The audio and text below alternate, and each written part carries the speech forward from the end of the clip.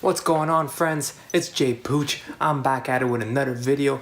It's Thursday. That means one thing. That means we're at the movies today. That means we're taking a little stroll. We're getting our popcorn. We're getting our treats. We're getting our soda. And we're going to have ourselves a good time talking about some films. We're talking two films today. Mile 22 and The Black Klansman. This is some good stuff, ladies and gentlemen. You're not going to want to miss it. So let's not waste any more time. Let's get into it. I'll see you on the screen. And 3, 2, 1. Let's do it.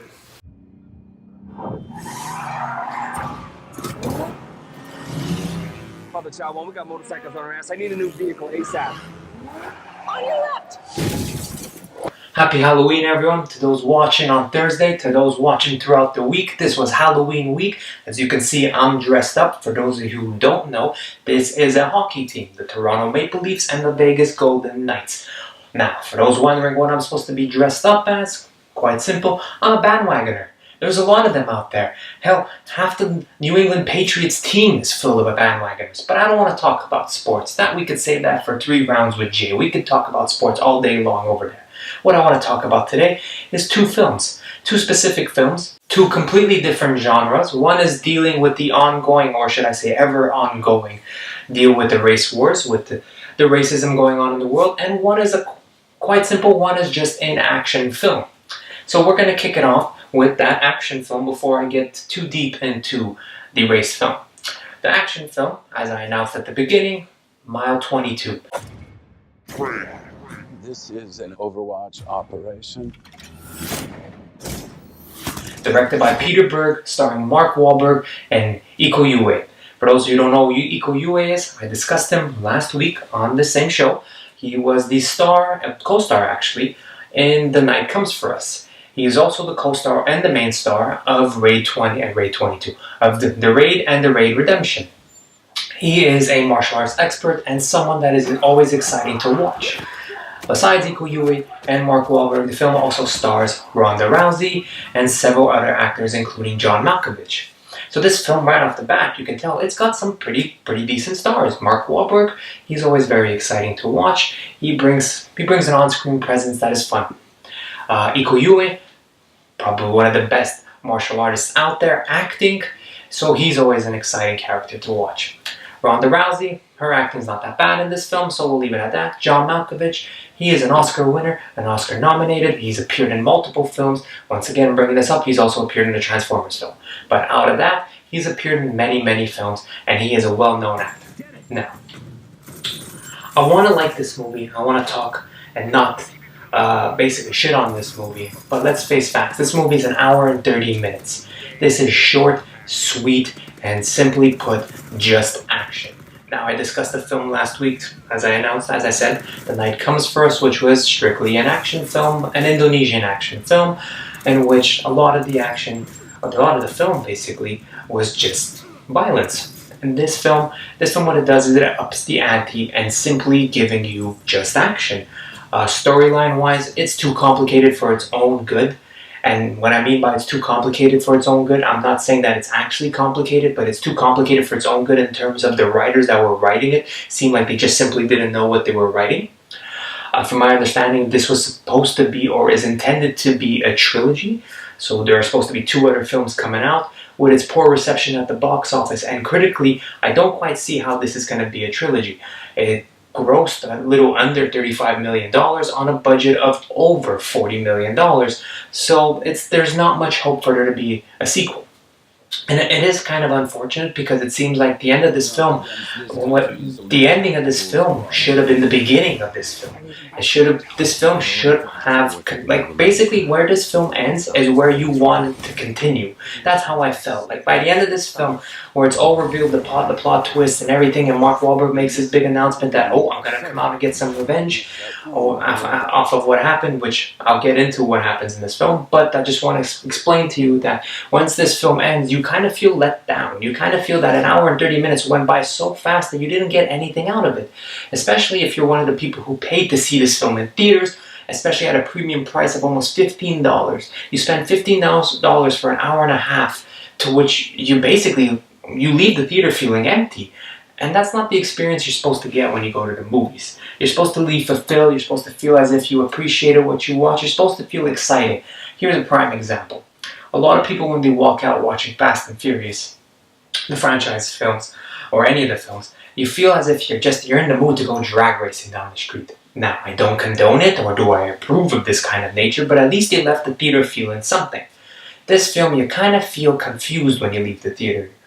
Almost to the point where you're wondering, did I just watch a movie? Well, what was it? So, how do we break this down from the beginning, right? I'm going to give you quick plot points. So this movie is basically about a group of mercenaries called Overwatch. Your basic, typical military story of these people are a part of a group that doesn't exist, but they're a part of the military that does secret missions that no one's supposed to know about, etc., etc., etc. Something goes wrong, people get in trouble. So one of their missions involves them having to infiltrate a Russian terrorist spy, which ends up going a little bad, and they end up killing several characters. Well, not several characters, they end up killing several people.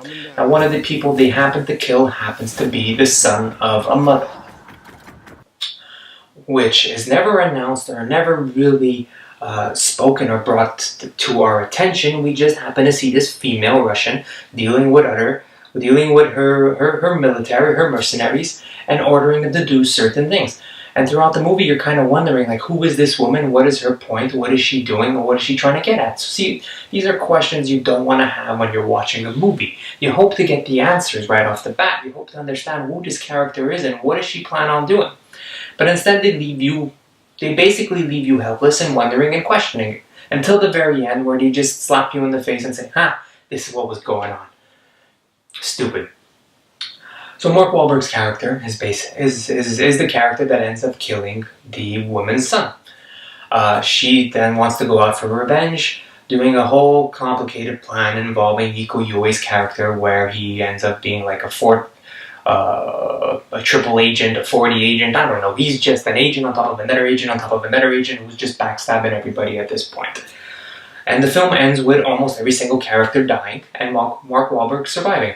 AKA spoilers. I know I should have said that beforehand, but basically every character dies except Mark Wahlberg and Iko Uwei's character, which at that point is where the film ends and Mark Wahlberg's character says, "Now the fun has just begun." You know, that's a good line.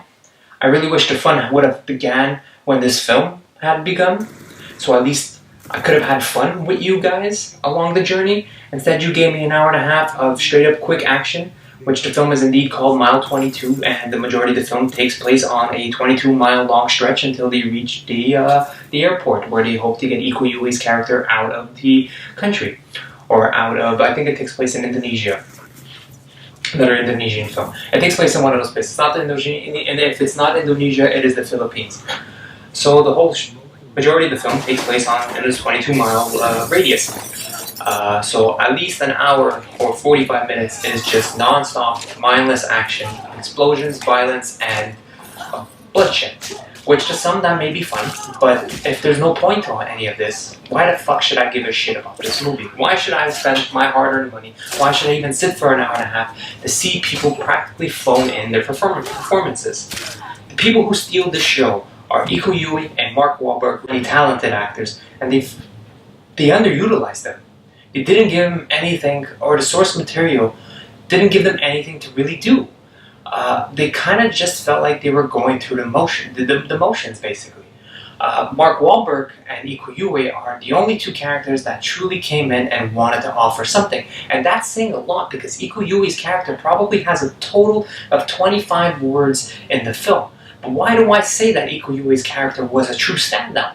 Because anytime that the action called for him to do anything physical, that is when you truly believe what was going on. That is when you believe the emotions and the expressions and everything, his body language. He is a true martial artist, to the point that he is capable of giving you a breathtaking performance with his skills and in the action that he is performing.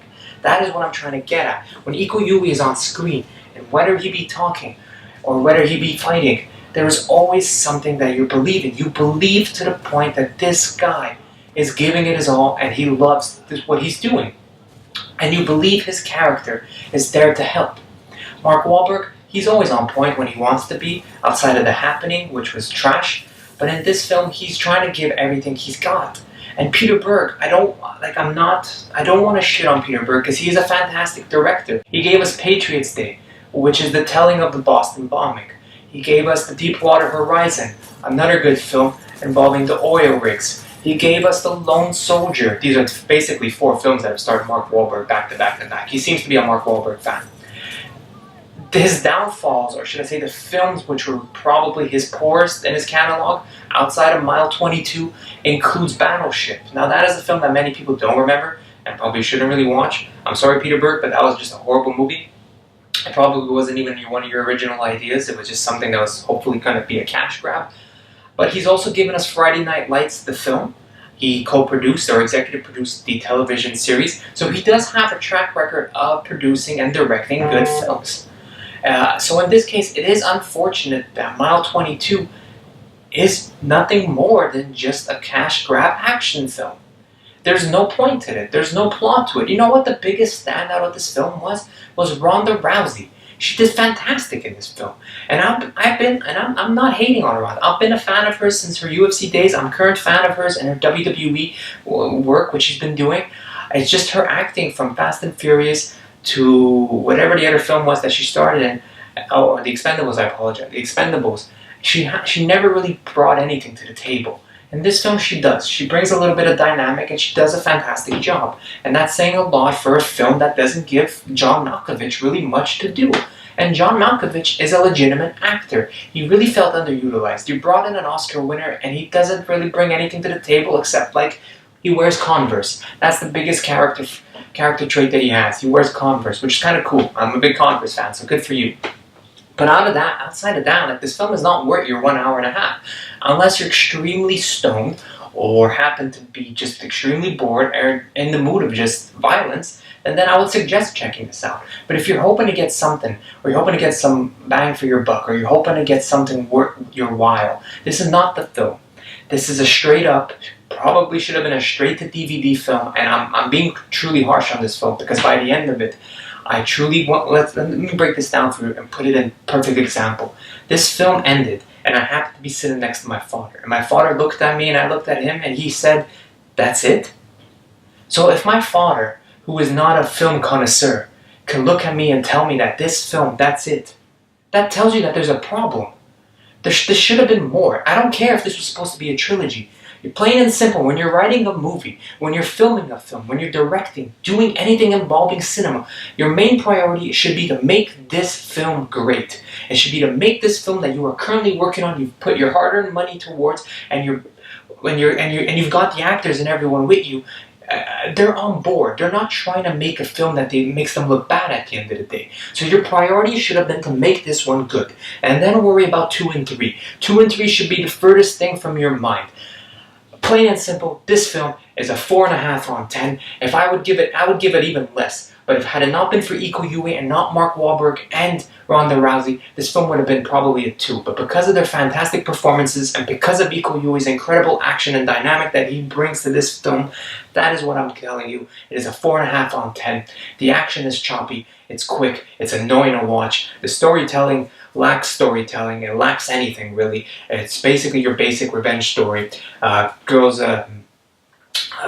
mom's son gets killed, and now she's out for revenge, and we don't really understand what's going on until the last 12 seconds where the guy's like, "Oh, we got him, good job, Mom," and you're like, what the are you talking about?